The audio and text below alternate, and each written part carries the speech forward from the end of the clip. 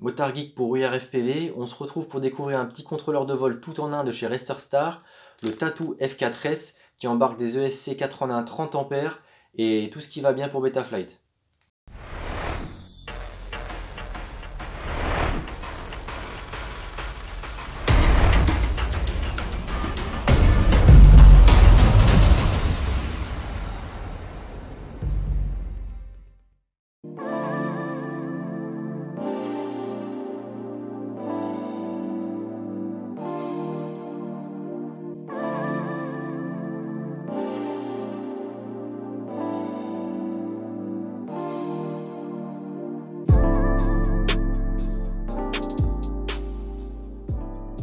Donc voyons voir le packaging de cette petite carte de vol tout en A de chez Rasterstar, modèle Tattoo F4S, Tattoo TA2TO qui peut prêter à confusion avec la célèbre marque de Lipo. Donc on a la carte en toute logique sur laquelle on va revenir juste après. Ensuite on a un peu de visserie et deux câbles d'Alim pour venir connecter un XT60 en AWG16. Pas bien long, hein. Il n'y a pas besoin de plus en général. En termes de visserie, on a des longues vis qu'on peut voir là, pas mal d'entretoises et des petits écrous. Donc pour venir fixer la carte de vol tout en un sur un châssis. La carte de vol, donc comme je vous le disais et comme c'est écrit en gros dessus, elle embarque 4 ESC 30 A qui peuvent burster à 35 A pendant 10 secondes. Ils tournent sur le firmware Bell LI32, ils sont compatibles des Shot 600. Donc en toute logique, sur la carte, on retrouve les pads à venir brancher sur les moteurs, les trois câbles d'alimentation avec l'ordonnancement classique des moteurs de Betaflight, moteur 1, moteur 2, moteur 3, moteur 4, qu'on peut encore une fois remapper bien évidemment en ligne de commande. Ensuite, on retrouve la prise pour venir brancher la lipo, le plus, le moins, avec un capteur de courant. Donc ça c'est pratique pour récupérer la conso précise de la lipo, que ce soit dans l'OSD ou sur la Taranis ou une autre radiocommande grâce à des scripts LUA et à la télémétrie. Lipo compatible seulement 4S, donc n'allez pas brancher du 5S dessus parce que vous allez tout cramer. La carte de vol, elle est sous gaine thermo. A priori, ils ont laissé à chaque fois ce qu'il faut pour venir souder. Enfin, c'est de l'autre côté. Voilà, on peut voir les pads de soudure ici. Par contre, de mémoire, là, j'avais regardé rapidement le schéma de câblage. Voilà, on a des pads juste en dessous. Donc, c'est pas hyper simple. Si on enlève l'autocollant, ça va laisser des traces. Donc Lexus du forum qui m'a prêté cette carte, je vais lui laisser le faire. Et je le remercie encore de m'avoir prêté ce matos parce que c'est vrai qu'il me prête pas mal de choses, il m'aide beaucoup à faire vivre le site en ce moment. Donc je le remercie grandement.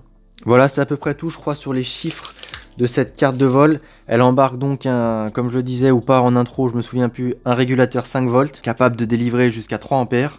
Elle a un OSD actif pour Betaflight, le capteur de courant, le gyroscope embarqué c'est un MPU 6000. Je vais vous épargner le pied à coulisses, même si c'est vrai que la carte de vol est assez longue avec ses connecteurs là proéminents pour le XT60, sûrement liés à l'électronique du capteur de courant.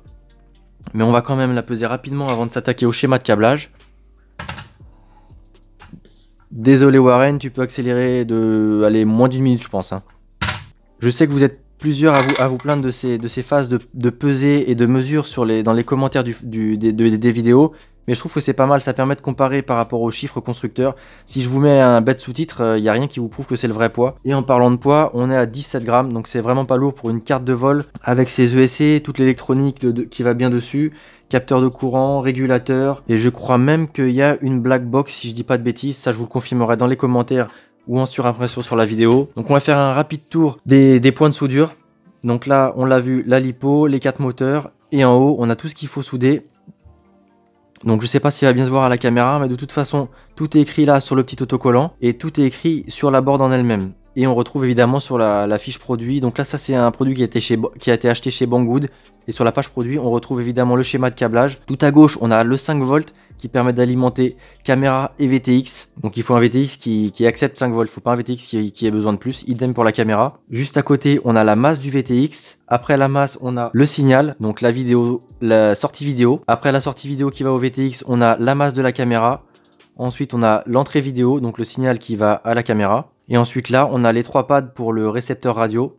Donc le premier, c'est la masse. Le second, l'alimentation. Et le troisième, en toute logique, le signal.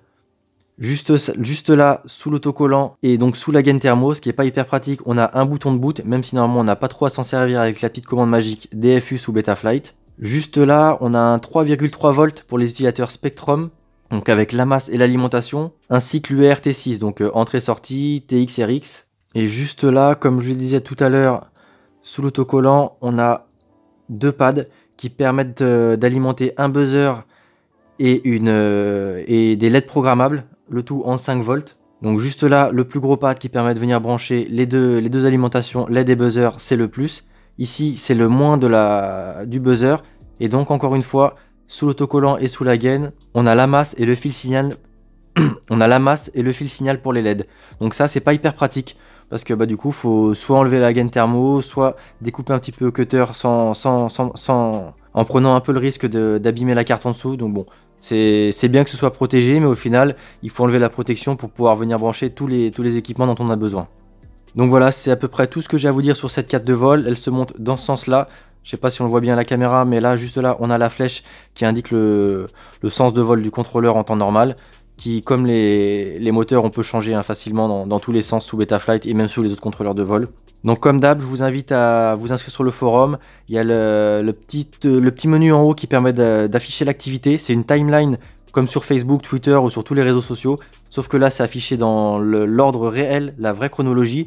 Et en plus, vous pouvez la personnaliser, afficher que les forums qui vous plaisent, que les topics qui vous sont utiles et que vous suivez. Donc c'est vraiment un forum quand même qui est orienté 2.0, j'ai envie de dire. Il est très social et il est vraiment très pratique à consulter. C'est pas un vieux forum comme beaucoup ont l'habitude de croire et qui ne jurent que par Facebook, alors que c'est le genre de média où on nous affiche que l'information qu'on a envie de nous afficher avec pas mal de pubs, et je trouve pas ça hyper pratique. Donc vraiment, n'hésitez pas à vous inscrire.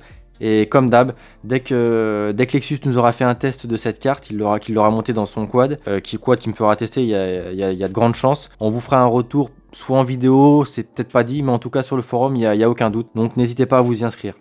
Sur ce, je vous dis à bientôt pour une prochaine vidéo. C'était Motard Geek pour We Are FPV.